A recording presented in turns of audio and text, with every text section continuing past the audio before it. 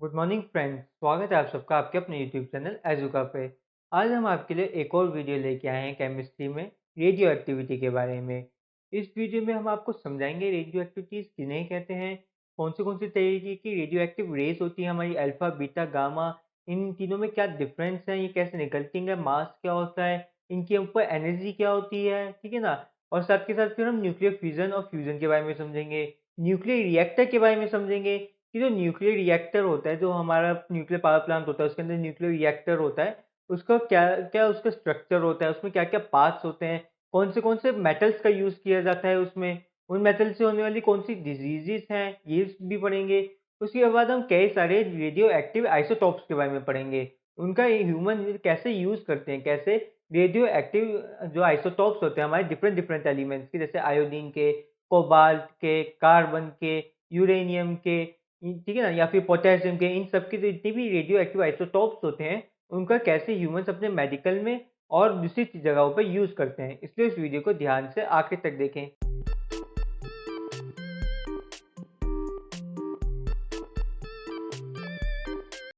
तो अब हम रेडियो एक्टिविटीज़ के बारे में जिससे पहले बात करें, पहले कुछ साइंटिस्ट के नाम समझ लेते हैं जिन्होंने रेडियो एक्टिविटी की खोज करी थी। सबसे पहले हमारी मैडम क्यूरी आती है और हमारे हेनरी बैंक्वेल आते हैं, ठीक है। ये दोनों हमारे साइंटिस्ट हैं जिन्होंने सबसे पहले रेडियो एक्टिविटीज़ की खोज करी थी।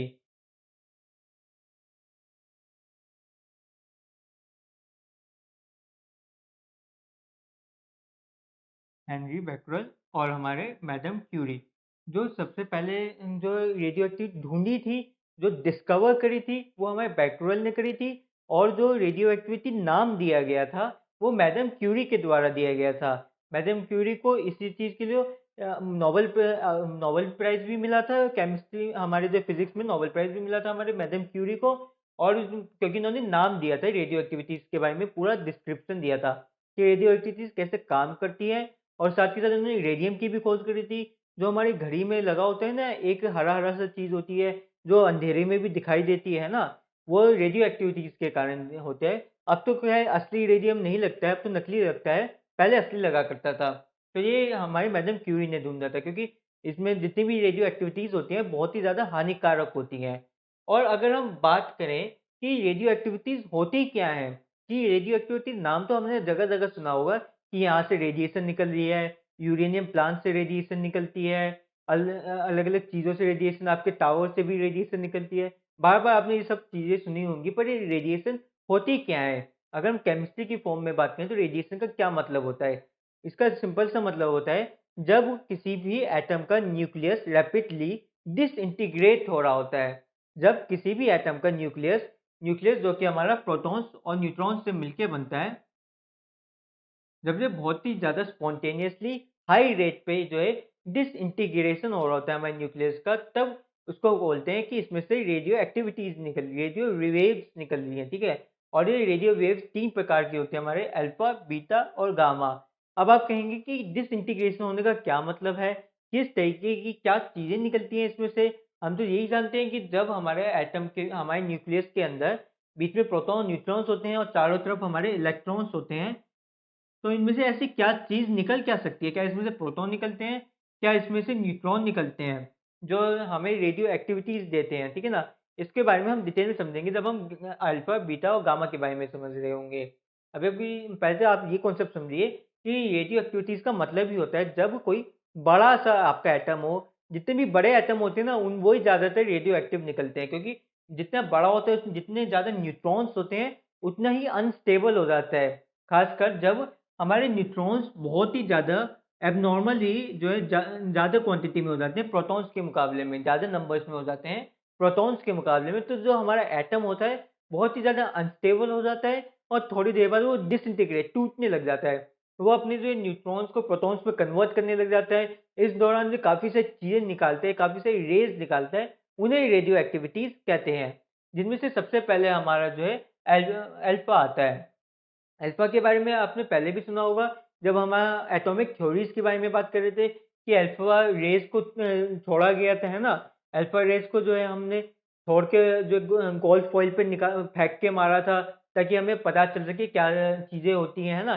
कैसे एटॉमिक स्ट्रक्चर होता है, एटम के अंदर का जो स्ट्रक्चर होता है वो कैसा होता है। वो हमने जो है अल्फा रेस को मारा था। पर ये अल्फा रेस होती ही क्या है? अल्फा रेस का मतलब होता है वो पार्टिकल्स जिनका जो है जिनके ऊपर 2 चार्ज होता है, 2 पॉजिटिव चार्ज होता है और जिनका वज़न 4 होता है। यानी कि जो हीलियम के न्यूक्लियस के बराबर होती है। जो हीलियम होता है ना हमारा, हीलियम की न्यूक्लियस की बात करें अगर हम, तो हीलियम का आपको पता है कि हीलियम में 2 प्रोटॉन्स होते हैं। अगर हम हीलियम की बात करें, तो इसमें प्रोटॉन्स की बात करें तो 2 होते हैं और हमारे न्यूट्रॉन्स भी 2 होते हैं। और जबकि इलेक्ट्रॉन्स भी 2 होते हैं, पर अगर हम हीलियम की न्यूक्लियस की बात कर रहे हैं, ठीक है ना? और न्यूक्लियस में इलेक्ट्रॉन्स नहीं होते हैं, इलेक्ट्रॉन्स जो न्यूक्लियस के बाहर चक्कर लगा रहे होते हैं इस तरीके से। तो अगर हम हीलियम की बात करें तो इसमें प्रोटॉन्स 2 होते हैं, न्यूट्रॉन्स 2 होते हैं और इसका टोटल मास जो होता है 4 होता है, 2 + 2 4 होता है, ठीक है ना? और क्योंकि इसमें जो हमारा सेंटर का एरिया है, जो हमारा न्यूक्लियस है, उसमें इलेक्ट्रॉन्स नहीं होते हैं, तो इसलिए उसमें पॉजिटिव चार्ज होता है, ठीक है? 2 पॉजिटिव चार्ज होता है। ऐसा नहीं है कि सिर्फ हीलियम का, हमने हीलियम एक नाम दे दिया है, पर ये एक्चुअल में हीलियम नहीं होता है। अल्फा पार्टिकल एक्चुअल में हीलियम नहीं होता है। ऐसा नहीं है कि सिर्फ हीलियम गैस ही जो अल्फा पार्टिकल निकाल सकती है। ये जो हीलियम के जो न्यूक्लियस है उसके जैसा दिखाई देता है, इसलिए हम कह देते हैं कि हीलियम का जो है न्यूक्लियस है, पर एक्चुअल में वो हीलियम का न्यूक्लियस नहीं है। क्योंकि क्या चीज़ होती है, ये जितने भी एलिमेंट होते हैं इनमें क्या अंतर होता है, जिससे हम जो है यूरेनियम और हीलियम को डिफाइन करते हैं कि ये हीलियम है, ये यूरेनियम है। इन दोनों को सेग्रीगेट करने के लिए क्या चीज़ होती है? क्योंकि दुनिया में जितने भी इलेक्ट्रॉन्स होते हैं सब एक जैसे दिखते हैं, जितने भी प्रोटॉन्स होते हैं सब एक जैसे दिखते हैं, जितने भी हमारे न्यूट्रॉन्स होते हैं सब एक जैसे दिखते हैं, सब बेसिक यूनिट हैं, सब एक जैसे ही दिखते हैं। बस उनके नंबर का ही सारा खेल होता है, ठीक है ना? अगर किसी में 2 न्यूट्रॉन्स और 2 प्रोटॉन्स आ जाएँ तो उसको कह देते हैं कि वो हीलियम का न्यूक्लियस बन जाता है, ठीक है? तो जो हमारे यूरेनियम का होता है, अगर इसकी रिएक्शन की मैं आपको बात बताऊँ, तो यूरेनियम का 92 नंबर होता है और 235 इसका वज़न होता है। पर इसके अंदर से जब ये बहुत ही ज़्यादा अनस्टेबल होता है, जैसे कि आप देख ही सकते हो, इसमें प्रोटॉन सिर्फ़ 92 हैं और जो न्यूट्रॉन्स हैं वो 2 गुने से भी ज़्यादा हैं इसमें, ठीक है ना? अगर तो इसलिए क्या होता है कि बहुत ज़्यादा अनस्टेबिलिटी हो जाती है इस इक्वेशन के कारण। जब न्यूट्रॉन्स ज़्यादा हों प्रोटॉन से कुछ ज़्यादा भारी मात्रा में, तो अनस्टेबिलिटी हो जाती है हमारे एटम के अंदर। वो टूटना शुरू कर देता है। वो अपने अंदर से अलग-अलग चीज़ों को निकाल-निकाल के, सामानों को निकाल-निकाल के फेंकना शुरू कर देता है। फिर क्या होता है, वो सबसे पहले शुरू करता है अल्फा पार्टिकल से, अल्फा पार्टिकल निकालना शुरू कर देता है। अर्थात अपने जो है 2 प्रोटॉन्स निकाल के फेंक देगा और 4 हम जिनका 4 वज़न होगा, ठीक है? यानी कि 2 प्रोटॉन्स निकाल के फेंकेगा और 2 न्यूट्रॉन्स निकाल के फेंकेगा अपने सेंटर में से। जिसके कारण से एक जो यूरेनियम का चीज़ बदल जाएगी, यूरेनियम बदल के थोरियम में कन्वर्ट हो जाता है हमारा, थोरियम, ठीक है ना? अब इसको कैलकुलेशन अगर आप करेंगे, तो 92 को यहाँ पे 90 हो जाएगा, क्योंकि 2 तो हमारे जो है इसमें 2 तो हमारे अल्फा पार्टिकल में ही निकल के चले गए थे, ठीक है? और इसका वज़न भी 4 से रिड्यूस हो जाएगा, तो 231 हो जाएगा हमारा, ठीक है? 231 या 232 होता है इसमें, जो हमारा थोरियम का वज़न होता है। तो ये टूट के हमारा पहले तो अल्फ़ा पार्टिकल निकलता है और यूरेनियम हमारा थोरियम में कन्वर्ट हो जाता है। यही चीज़ होती है हमारी जो है न्यूक्लियर रिएक्टर में। यही तो बोलते हैं कि जो यूरेनियम डालते हैं और यूरेनियम का बाय प्रोडक्ट जो हमारे जितने भी न्यूक्लियर पावर प्लांट होते हैं, उनका बाय प्रोडक्ट जो थोरियम या प्लूटोनियम में निकल के आता है ना? इसको अगर हम फर्दर डिवाइड करेंगे, इसमें से फिर से अगर हम अल्फा पार्टिकल निकालते हैं, फिर हमारा प्लूटोनियम भी बन जाता है। पहले अल्फा पार्टिकल से हमारा यूरेनियम का थोरियम बनता है, दूसरे अल्फा पार्टिकल से हमारे थोरियम का जो है प्लूटोनियम बन जाता है, ठीक है ना? मतलब कुछ भी नहीं है, सिंपल सा इन्होंने जो है अपने ज़्यादा भारी पड़ रहे थे, इससे कुछ चीज़ें निकाल के फेंकनी शुरू कर दी। यही समझ लो कि कोई शिप जा रहा है, कोई शिप है, बहुत ही ओवरलोडेड होके जा रहा है और अचानक से तूफान आ जाता है, ठीक है ना? एक शिप है जो बहुत ही ज़्यादा सामान लोगों को या फिर बहुत ज़्यादा कार्गो लेके जा रहा है और बहुत ज़्यादा तूफान आ जाता है, अनस्टेबिलिटी जो आ जाती है, शिप जो है डगमगाने लग जाता है, तो क्या करेंगे सेलर? सबसे पहले जो है सामान उठा के फेंकेंगे, है ना? सबसे पहले कुछ सामान जो उठा के फेंकना शुरू कर देंगे ताकि शिप हल्का हो जाए, स्टेबल हो, डगमगाना बंद करे और स्मूथली जर्नी कर सके। ऐसे ही हमारे जो है एटम्स में भी होता है। ये बहुत ही भारी भरकम सा शिप जा रहा था, यूरेनियम नाम का शिप जा रहा था, फिर इसमें से डगमगाने लग गया, अनस्टेबल हो गया, तो इसने कुछ अल्फा पार्टिकल निकाल निकाल के फेंकने लग गया। ये अपने कुछ प्रोटॉन्स और न्यूट्रॉन्स निकाल के फेंकने लग गया, भाई तुम जाओ, मुझे स्टेबल होना है, मुझे जो है यूरेनियम से जो है थोरियम बनना है। थोरियम थोड़ा ज़्यादा स्टेबल होता है, यूरेनियम ज़्यादा ही अनस्टेबल होता है। फिर थोरियम कहता है बाद में कि मुझे, मैं भी थोड़ा अनस्टेबल हो रहा हूँ, मैं भी कुछ जो है अल्फा पार्टिकल निकाल देता हूँ। फिर वो जो है प्लूटोनियम में कन्वर्ट हो जाता है। ठीक है, तो हम कह सकते हैं कि जो भी हमारे अल्फा पार्टिकल होते हैं उनमें दो चार्ज होते हैं, क्योंकि उनमें दो पॉजिटिव चार्ज होते हैं, क्योंकि जो हमारे प्रोटॉन्स होते हैं और दो उनके न्यूट्रॉन्स होते हैं, तो इसका वजन भी 4 होता है। ठीक है, और जबकि अगर हम बीटा की बात करें तो बीटा कुछ नहीं होता है, बीटा तो इलेक्ट्रॉन होता है। एक सिंपल सा इलेक्ट्रॉन को बीटा बोलते हैं। जब कोई अपना इलेक्ट्रॉन निकाल निकाल के फेंकना शुरू कर देता है तो उसको कहते हैं बीटा है वो। ठीक है, तो लिख सकते हैं beta is equal two electron. और इलेक्ट्रॉन का हम जानते हैं कि जो चार्ज होता है वो -1 होता है और उसका जो वजन होता है 0 होता है। हम जो है केमिस्ट्री में बीटा इलेक्ट्रॉन्स का वजन मान लेते हैं 0 होता है, क्योंकि बहुत ही नेग्लेजिबल होता है। यहाँ तक कि एक तो हमारे प्रोटॉन का ही वजन बहुत ही छोटा सा होता है कि उसको नाप ही नहीं सकते, इतना ज़्यादा छोटा सा, मतलब बहुत ही पॉइंट में जाके हमारे जो पावर -27 इतना ज़्यादा छोटा होता है, -27। ठीक है, और जो इलेक्ट्रॉन होता है वो तो और भी कई ज़्यादा नीचे जाके छोटा हो जाता है, कई कई गुना जो छोटा हो जाता है। इसलिए इलेक्ट्रॉन्स को मान लेते हैं कि इलेक्ट्रॉन्स का वजन हमेशा 0 होता है। हर केस में इलेक्ट्रॉन्स का वजन जो है 0 मानते हैं। ठीक है, अब कहेंगे कि ये बीटा कैसे निकला है। ठीक है, वैसे इतनी ज़्यादा डिटेल में आपसे पूछा नहीं जाएगा। आपसे जो पूछा जाता है ना, ये तो मैं आपको समझाने के लिए करा है। ये यूरेनियम की चीज़ कि यूरेनियम में से निकल रहा है, ये सब कुछ आपको समझाने के लिए बता रहा हूँ मैं, ताकि आपके दिमाग से कभी भी ये चीज़ ना निकले। आपको बेसिकली बस यही पूछा जाता है एग्जाम में कि प्रोटॉन अल्फा पार्टिकल क्या होते हैं, बीटा क्या होता है, गामा क्या होता है। अल्फा में जो है हमारा कौन सा चार्ज होता है, कितना उसका वजन होता है, बीटा में क्या चार्ज होता है, बीटा में क्या वजन होता है, किसकी क्या पेनिट्रेशन है, ये सब कुछ मैं बताऊंगा अभी, वो पूछा जाता है। तो अब वैसे अगर आपको जानना है कि जो हमारे जो बीटा रेज हैं ये कैसे निकलती हैं, अल्फा रेज का तो हमने समझ लिया, बीटा रेज कैसे निकलती हैं। तो इसी केस में आप देखेंगे कि जब यहाँ पे हमारा कन्वर्जन हो रही थी, दो प्रोटॉन्स तो निकल गए थे, है ना। तो दो प्रोटॉन्स निकलने के बाद 90 हो गया था हमारा एटॉमिक नंबर, 92 से 2 घट के 90 हो गया था। अब आप कहेंगे कि एटॉमिक नंबर को घटाने के लिए सिर्फ प्रोटॉन्स निकालना जरूरी थोड़ी है, प्रोटॉन्स के साथ इलेक्ट्रॉन्स भी निकालने पड़ेंगे, क्योंकि number of protons is always equal to number of electrons. अगर नंबर ऑफ प्रोटॉन्स और इलेक्ट्रॉन्स इक्वल नहीं हुए तो वो तो कुछ आयंस बना देंगे, है ना, जो आयोनाइज हो जाएंगे। तो हमने पढ़ा था बॉन्डिंग में कि जो है पॉजिटिव आयन और नेगेटिव आयन, अगर जो है प्रोटॉन्स ज़्यादा हो जाते हैं तो पॉजिटिव आयन बनाते हैं, अगर इलेक्ट्रॉन ज़्यादा हो जाते हैं तो नेगेटिव आयन्स बनाते हैं। पर यहाँ आयन्स की बात नहीं हो रही, यहाँ पूरे जो है एलिमेंट्स बन रहे हैं, पूरे स्टेबल एलिमेंट्स बन रहे हैं। तो जब हमारा दो तो प्रोटॉन्स निकल के भाग गए थे, उसके बाद दो इलेक्ट्रॉन्स भी इसे निकालने पड़ेंगे, दो जो है बीटा पार्टिकल्स भी इसको निकाल के फेंकने पड़ेंगे। हर एक एटम को हमारे दो बीटा पार्टिकल्स निकालने पड़ेंगे एक अल्फा पार्टिकल को बैलेंस करने के लिए, ताकि जो बाद में इनका फाइनली प्रोडक्ट निकल के आए वो एक स्टेबल हो। ठीक है ना, वो कोई अनस्टेबल प्रोडक्ट निकल के ना आए। तो ये तो हमारी कहानी हो गई बीटा पार्टिकल्स की, और इसका जो इलेक्ट्रॉन्स की जैसे दिखाई देते हैं। अच्छा, इनमें पेनिट्रेशन भी होती है कि ये कितने ज़्यादा जो है कितनी ज़्यादा चीज़ों के अंदर पार हो जाते हैं, कितनी दूर तक चले जाते हैं, कितनी बॉडी के अंदर चले जाएंगे, कितनी टाइटली पैक्ड चीज़ों के अंदर ये चले जाते हैं। तो अगर हम अल्फा पार्टिकल की बात करें तो इनकी पेनिट्रेशन सबसे लोएस्ट होती है। अल्फा पार्टिकल की जो पेनिट्रेशन होती है सबसे लोएस्ट होती है। हमारे बीटा पार्टिकल्स की पेनिट्रेशन अल्फा पार्टिकल के मुकाबले थोड़ी ज़्यादा होती है।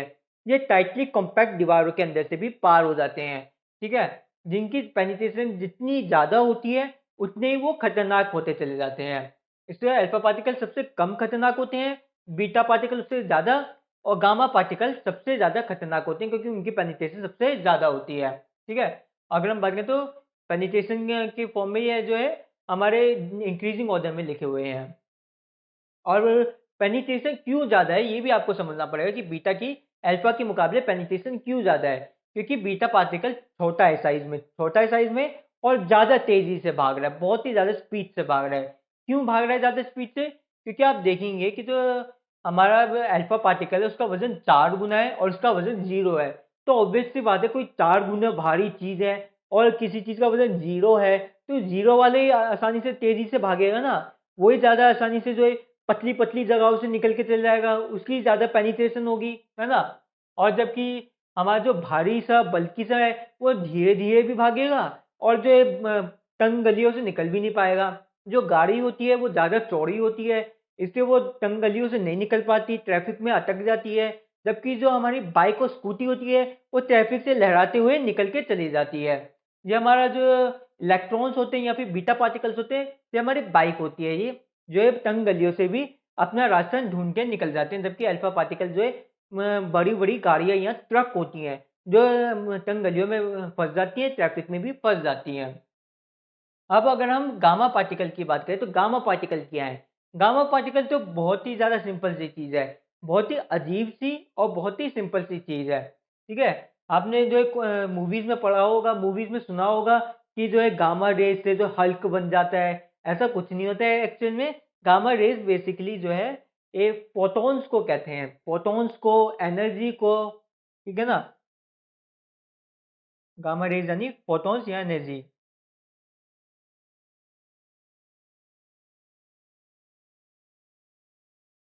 फोटॉन्स हो गई, एनर्जी हो गई, लाइट हो गई, गामा पार्टिकल्स को कुछ भी टर्म कर दे सकते हैं। फोटॉन्स तो आपको पता ही होंगे, जो धूप से किरणें आती हैं, जो लाइट होती है उसको फोटॉन्स कहते हैं। जो लाइट की जो है हमें फोटॉन्स की फॉर्म में मिलती है। जब फोटॉन्स हमारे रेटिना पे मौजूद जो कॉर्निया हमारे जो कॉर्निया पे जो हमारे सेल्स होते हैं, उन पे जब पड़ती है हमारे रेटिना पे, जो रेटिना पे सेल्स होते हैं ना हमारे, जो है कॉनिकल शेप के सेल्स होते हैं या फिर रॉड शेप के सेल्स होते हैं, जब उन पे पड़ते हैं तो सेंसर्स होते हैं, उससे हमें पता चलता है कि कैसी चीज़ आई है। हमें सब कुछ दिखाई देता है जब प्रोटॉन्स जो है हमारे रेटिना पे जाके पड़ते हैं ना। इसलिए ये आपने सुनी होगी डेफिनेट, ये जो लाइन मैंने अभी बोली, ये बायो में भी आपने सुनी होगी। तो प्रोटॉन्स फोटॉन्स यानी कि लाइट, एनर्जी या लाइट जो कि हमारे गामा होते हैं, जो गामा पाए जाते हैं वो फोटॉन्स या एनर्जी की फॉर्म में पाए जाते हैं। जो और गामा जो है इनका ना ही कोई मास होता है, इनका मास भी 0 होता है, ठीक है? और इनके ऊपर चार्ज भी 0 होता है, सब कुछ 0-0 होता है। हमारे बीटा पे तो जो है चार्ज -1 था और इनके ऊपर जो इनका जो वज़न है वो भी ऑलमोस्ट 0 था, 0 नहीं होता है। बीटा का जो वज़न होता है ऑलमोस्ट 0 होता है, ठीक है ना? इलेक्ट्रॉन का भी जो वज़न होता है वो ऑलमोस्ट 0 होता है, जबकि हमारा जो गामा है इसका वज़न बिल्कुल ही 0 है, इस पे कोई वज़न होता ही नहीं। लाइट का कितना वज़न होता है? लाइट को क्या आप तराजू में नाप सकते हो कितना है? या फिर आप किसी भी मेथड से लाइट का वज़न नाप सकते हो? नहीं नाप सकते। कितनी लाइट ले लो आप, 1 किलो लाइट, 10 किलो लाइट, कभी आप ऐसे बोलते हो? नहीं बोल सकते, क्योंकि लाइट का कोई वजन नहीं होता है, लाइट के ऊपर कोई चार्ज नहीं होता है। इसलिए हमारे जो गामा पार्टिकल्स हैं इन पे कोई वजन नहीं होता है, इन पे कोई चार्ज नहीं होता है और ये सबसे ज़्यादा तेज़ी से भागते हैं, इनकी स्पीड भी हाईएस्ट होती है, ये सबसे तेज़ी से भागते हैं हमारे गामा पार्टिकल्स, क्योंकि ये लाइट की स्पीड से भाग रहे हैं। जब ये हैं ही फोटॉन्स, तो फोटॉन की स्पीड से तो भागेंगे, ऐसे थोड़ी ये है लाइट पर भागेंगे जो साउंड की स्पीड से, ऐसा थोड़ी होगा। अगर कोई जो है लाइट का पार्टिकल है, कोई फोटोन का पार्टिकल है, तो वो फोटोन की स्पीड से ही भागेगा। इसलिए जो इन तीनों में से सबसे तेज जो भागता है वो गामा भागता है और सबसे छोटा जो होता है वो भी हमारा गामा ही होता है। गामा साइज में भी सबसे छोटा है, स्पीड में भी सबसे ज़्यादा है। इससे गामा बहुत ही ज़्यादा पेनिट्रेट कर जाता है। ये गामा सबसे खतरनाक चीज़ होती है, गामा रेज़ इन इन तीनों में से सबसे खतरनाक होती है। ये जो है इंसान के एटम्स को चीर के निकल जाती है, ठीक है ना? इंसान के अंदर से जाती है तो आपको अजीब-अजीब सी बीमारियाँ आने लग जाती हैं, इंसान वहीं खत्म हो जाता है। तो हमारे यूरेनियम से रेडिएशन निकलती हैं, उसमें से सबसे खतरनाक जो हमारे गामा रेज़ ही होती हैं। तीनों निकलती हैं, जब रेडिएशन होती है कहीं तो ये तीनों ही निकलती हैं। कुछ केसेज़ में सिर्फ़ 1 या 2 ही निकलती हैं, पर ज़्यादातर केसेज़ में तीनों रेडिएशन आपकी निकल के आती हैं। ठीक है? तो ये तो हो गए। अब जो एग्ज़ाम में पूछा जाता है, पेनिट्रेशन पूछी जाती है कि आपके अल्फ़ा की सबसे ज़्यादा है और आपकी गामा अल्फ़ा की जो पेनिट्रेशन है सबसे कम है क्योंकि साइज़ में बड़ा है और गामा की सबसे ज़्यादा है क्योंकि साइज़ में छोटा है, स्पीड में सबसे ये ज़्यादा है। और हमारा जो है जो जितना भी हैवी होगा, बल्की होगा, उसकी स्पीड उतनी कम होती चली जाएगी।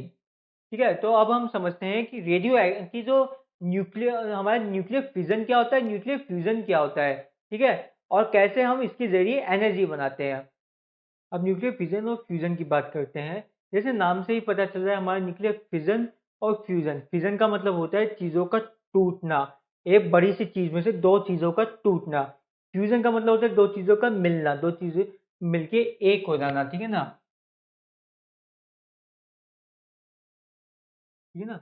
तो फिज़न का मतलब हो गया दो चीज़ों का टूटना।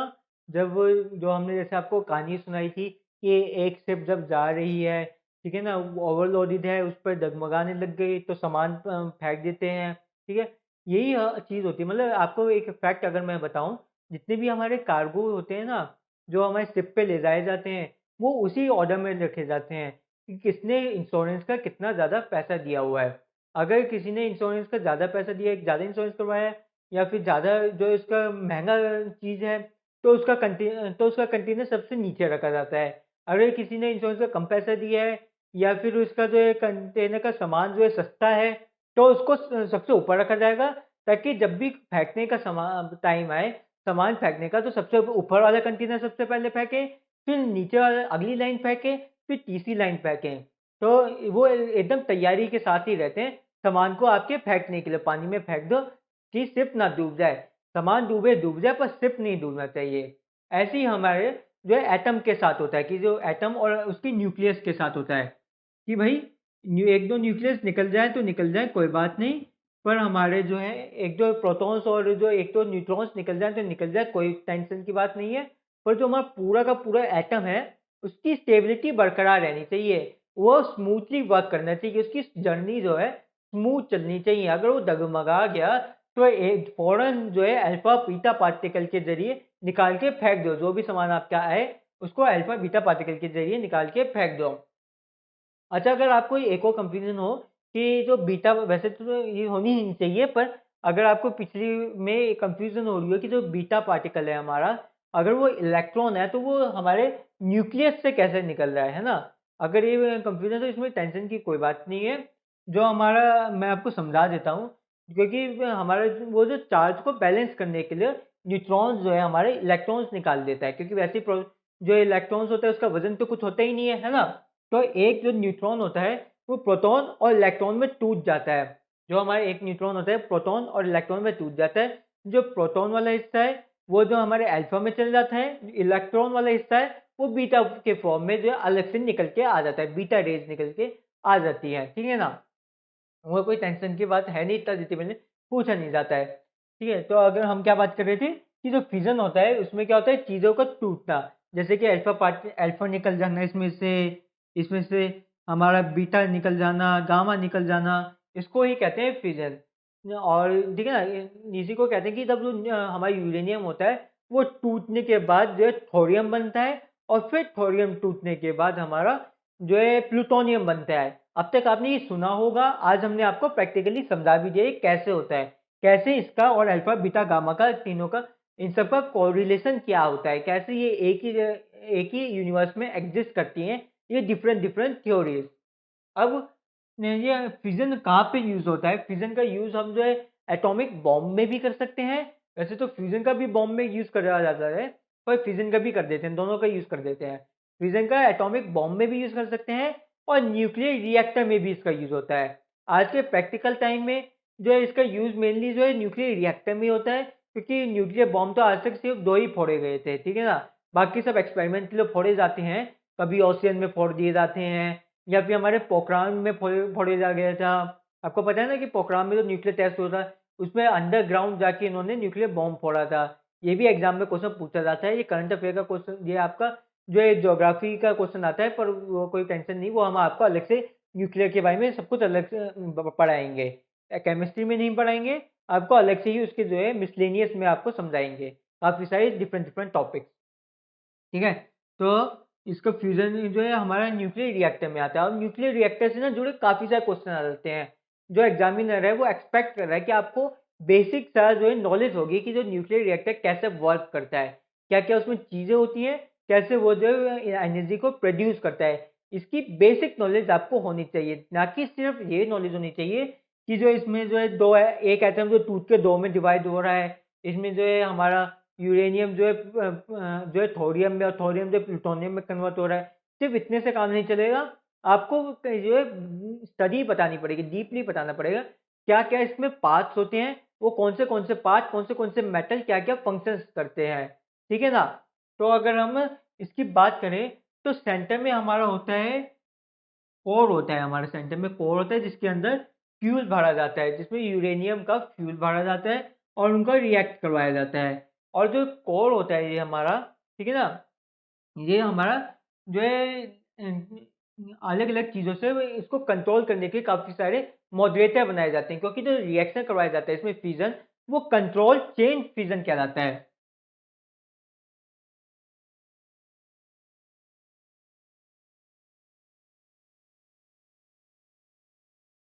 ठीक है ना? कंट्रोल चेन फिज़न होता है।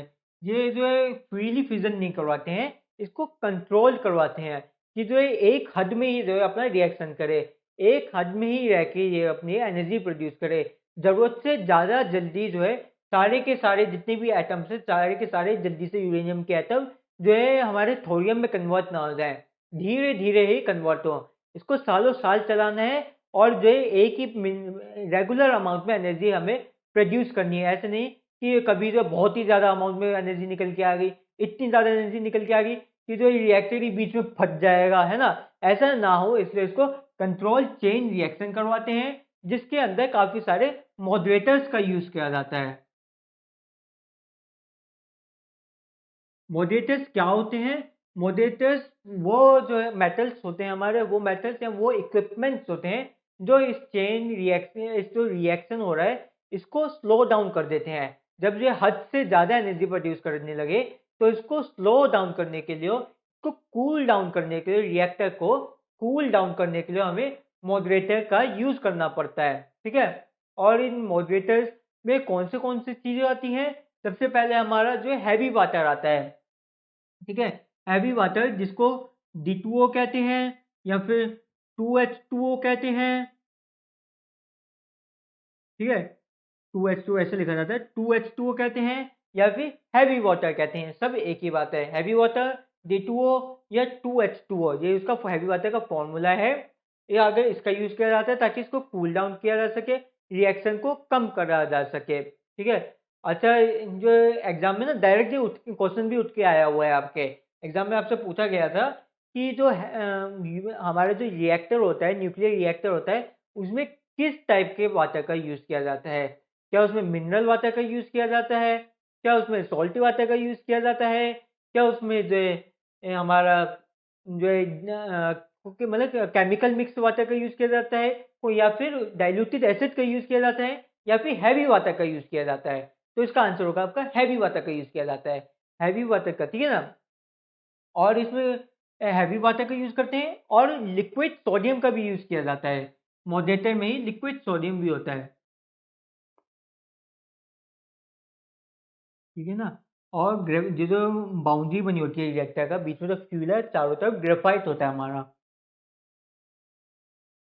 सबसे जो अंदर की चीज़ होती है वो ग्रेफाइट होता है, क्योंकि ग्रेफाइट को माना जाता है कि ये न्यूक्लियर रिएक्शन को बहुत ही तेज़ी से जो है कूल डाउन कर देता है। हमारे एटम टूटने की जो प्रक्रिया है, पूरा प्रोसेस है एटम के टूटने का, उसको ख़त्म कर देता है, उसको काफ़ी हद तक न्यूट्रलाइज़ कर देता है। जब हमारे एटम जो इसकी वॉल पे जाते हैं, तो वो स्टेबल हो जाते हैं, इस पे टकराते हैं हमारी ग्रेफाइट से, तो स्टेबल हो जाते हैं। तो ग्रेफाइट का बहुत ही अच्छे से काम होता है, इसको कंट्रोल चेंज में बहुत इंपॉर्टेंट रोल करता है। दूसरा, हमारे कंट्रोल रोड्स भी होती हैं। ठीक है? कौन सी की बात कर ली हमने? जी, हमने जो हैवी वाटर की बात कर ली, लिक्विड सोडियम की बात कर ली, ग्रेफाइट की बात कर ली। अब हम मॉडरेट रोड्स की बात, कंट्रोल रोड की बात करेंगे। कंट्रोल रोड्स क्या होती हैं? ये एक तरीके के लाइटर मान लो इसको। जैसे कि लाइटर मान लो या इग्नाइटर मान लो। जैसे कि आप बाइक चलाते हो, है ना? तो आप स्विच चालू करते हो, क्या होता है स्विच से? जो है चिंगारी सी निकलती है और वो जो है जो हमारा पेट्रोल कंजम्पशन स्टार्ट हो जाती है। या फिर आप ये मान लो आप गैस चला रहे हो, तो आपने गैस तो ऑन कर दी पर आग ही नहीं लग रही। कैसे लगेगी? जब तक आप उसको चिंगारी नहीं मारोगे। तो ये कंट्रोल रॉड का यही काम होता है कि जो हमारा न्यूक्लियर रिएक्टर को जब ऑन किया जाता है, तो ये उसमें चिंगारी मारती है, न्यूक्लियर रिएक्शन की स्टार्टिंग करती है, ठीक है?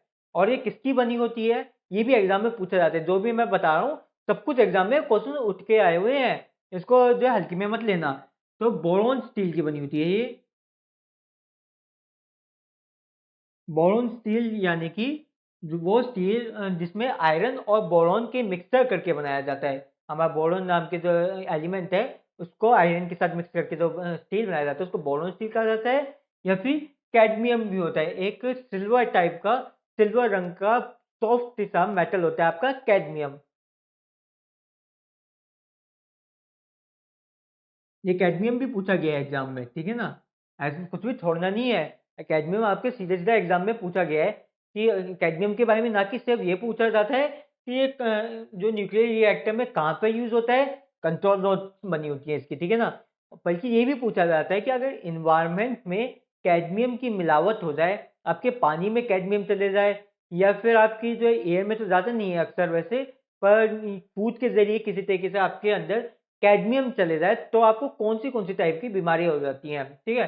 तो इटाई इटाई नाम की एक बीमारी है, इटाई इटाई, ये जापान जापान में सबसे पहले ढूंढी गई थी। जितने भी न्यूक्लियर चीज डिजास्टर होते हैं सब जापान में ही होते हैं, ठीक है ना, सिंपल सी बात है।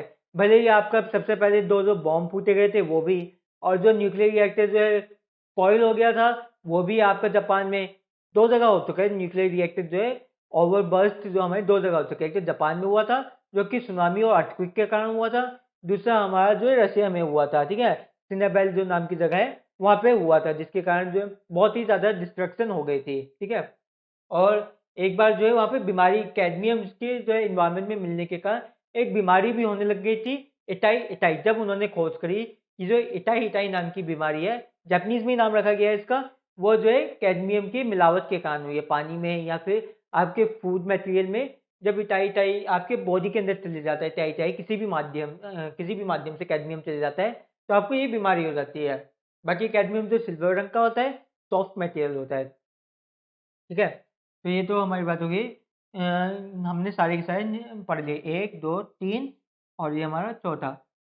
ये चार होते हैं मॉडरेटर्स, इन चारों को मिला के हमारा मॉडरेटर्स बनता है। इनका काम होता है कूल डाउन रखना हमारे रिएक्टर को एकदम ही जो है कंट्रोल चेन रिएक्शन के लिए इन चार मॉडरेटर्स का यूज किया जाता है कि हद से ज़्यादा बाहर ना निकल जाए, ठीक है। और ये जो हमने सब कुछ फ्यूजन के बारे में पढ़ा था, आज तक ऐसा कोई भी न्यूक्लियर रिएक्टर नहीं बना है जिसको में फ्यूजन का यूज होता हो।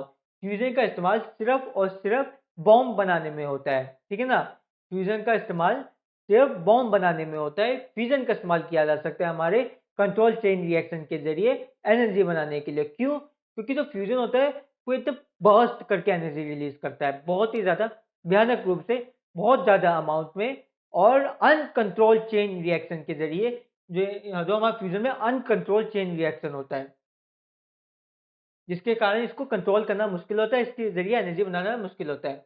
एग्ज़ाम में ये भी क्वेश्चन आता है आपका कि जो हमारा न्यूक्लियर रिएक्टर होता है उसमें किस टाइप का जो है रिएक्शन होता है। देखिए ये एग्ज़ाम में क्वेश्चन आ रखा है, उसी में से बताऊँ मैं प्रीवियस ईयर से ही आपको क्वेश्चन बताऊँ तो उसमें आपका ऑप्शन गिवन था एक कंट्रोल चेन फ्यूज़न, तो उसमें ये कंट्रोल चेन फ्यूज़न आपको टिक करके आना था। बाकी कुछ और भी ऑप्शन गिवन थे जो कंफ्यूजिंग से लग रहे थे, जो थोड़ा बहुत आपको जो है कंफ्यूज करने के लिए और भी ऑप्शन दिए हुए थे उसमें। अच्छा, जो हमारा सूरज होता है, सन होता है, सन पे जो इतनी ज़्यादा एनर्जी रिलीज़ कर रहा है सन, वो भी हमारे फ्यूज़न के कारण ही कर रहा है। वो इसमें फिज़न नहीं हो रहा, फ्यूज़न हो रहा है। अनकंट्रोल्ड चेन रिएक्शन हो रहा है सन में। हीलियम और हाइड्रोजन का अनकंट्रोल्ड जो है हमारा फ्यूज़न रिएक्शन हो रहा है। बहुत जितने हमारे हीलियम के एटम्स हैं, टूट-टूट के हाइड्रोजन में कन्वर्ट हो रहे हैं।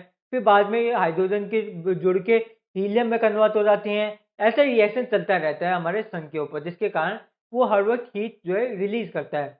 चलिए अब हम कुछ और जो है रेडियो एक्टिव मेटल्स के बारे में पढ़ेंगे, आइसोटॉप्स के बारे में समझेंगे और उनके यूज के बारे में समझेंगे। अब हम कुछ रेडियो एक्टिव आइसोटॉप्स के बारे में बात करेंगे, ठीक है ना। जो जितने भी आइसोटॉप्स होते हैं, काफ़ी सारे आइसोटॉप्स हमारे रेडियो एक्टिव होते हैं, जैसे कि हमारा कार्बन 14 हो गया, या फिर हमारा हाइड्रोजन 3 होता है, वो भी एक रेडियो एक्टिव होता है, H3। उसका ज़्यादा कोई यूज़ नहीं होता है, इसलिए उसके बारे में हम पढ़ नहीं रहे हैं, ठीक है ना। H3 भी होता है, ट्रिटेनियम कहते हैं इसको, ठीक है ना। इसका कोई यूज़ नहीं होता है, बस इसके बारे में पढ़ा जाता है, इसको टी से डिनोट किया जाता है। और ये हाइड्रोजन का एटम है जिसका जो वजन है वो 3 के बराबर है।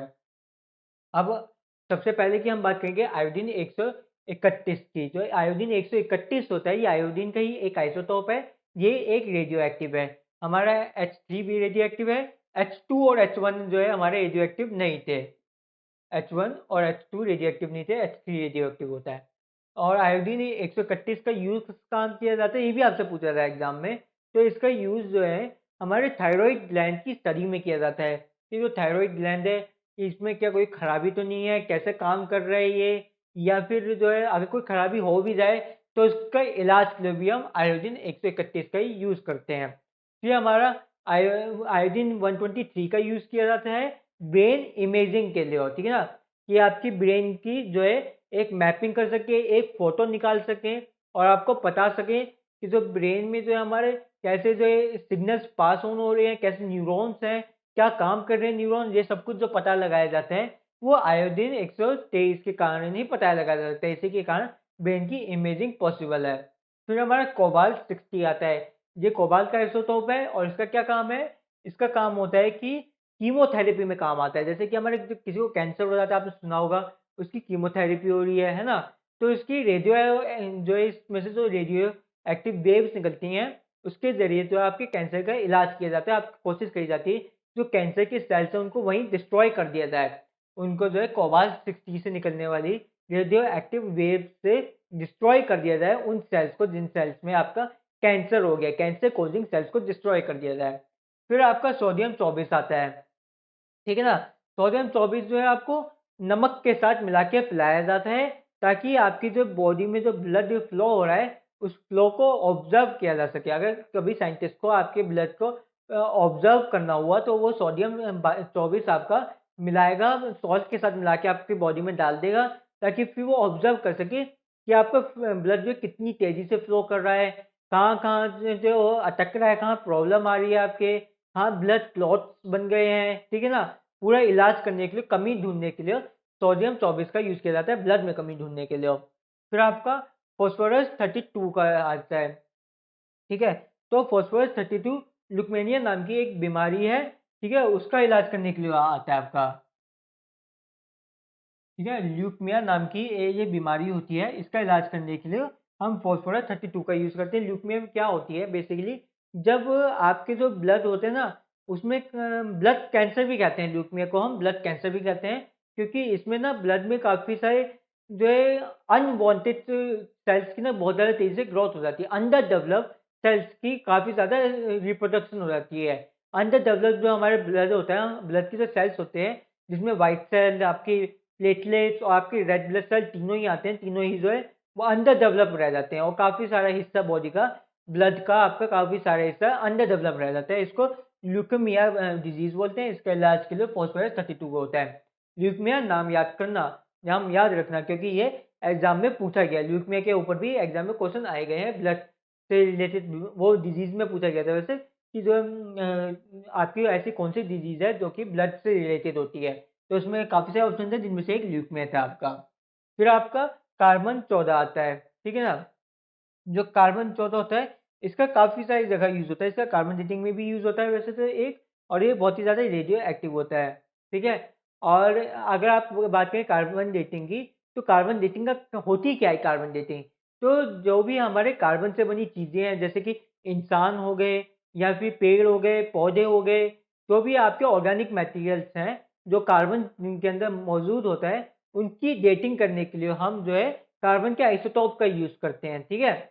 और जितने भी हमारे सॉइल हो गई, हमारे रॉक हो गए, खुद प्लैनेट्स हो गए, अर्थ हो गई, ठीक है। या फिर आपने सुना होगा कि कोई एस्ट्रॉइड गिर के आया, कोई मार्स का टुकड़ा जो कभी सालों सालों पहले जो मार्स से अलग हो गया था वो धरती पे गिरा, साइंटिस्ट ने उसको निकाल के सर्च करी और पता लगा लिया कि मार्स की एज क्या है। या फिर कोई एस्ट्रॉइड गिरता है तो उसकी एज पता लगा लेते हैं ना, वो यूरेनियम के आइसोटॉप से करते हैं, उसको यूरेनियम डेटिंग कहते हैं। जब हम नॉन कार्बोनिक मेटल की को नॉन कार्बोनिक किसी एलिमेंट की जो डेटिंग करते हैं कि कोई भी सब्सटेंस हो गया हमारा, जैसे कि कोई पर्वत हो गया, पहाड़ हो गया, इस पहाड़ की क्या डेट है, या फिर जो हमारे हिमालयस हैं ये कितने साल पहले बने थे, ये सब के सब यूरेनियम डेटिंग से पता लगाए जा सकते हैं। जैसे कार्बन डेटिंग से हम इंसानों का पता लगाते हैं, फॉसिल फ्यूल्स का पता लगाते हैं, वैसे यूरेनियम डेटिंग से हम जो है सॉइल्स का, मिनरल्स का, पहाड़ों का, प्लैनेट का, एस्ट्रॉइड्स का, इन सब का पता लगाते हैं। इसी के साथ हमारी रेडियो एक्टिविटीज़ की ये क्लास पूरी हो जाती है। हमने एक-एक चीज़ बड़ी डिटेल में आपको समझा दी है। फिर भी अगर आपको कोई डाउट हो तो हमें कमेंट सेक्शन में ज़रूर बताएँ। अगर आपको ये वीडियो पसंद आ गई तो लाइक, शेयर, कमेंट करना ना भूलें। और अगर आपने अभी तक हमारे चैनल को सब्सक्राइब नहीं किया तो नीचे दिए गए सब्सक्राइब बटन को क्लिक करें। उसके साथ में दिए गए बेल आइकन को क्लिक करें ताकि हमारी वीडियोज़ की लेटेस्ट नोटिफ़िकेशन आपको मिलती रहे और आपकी प्रिपरेशन अच्छे से हो पाए। Thank you.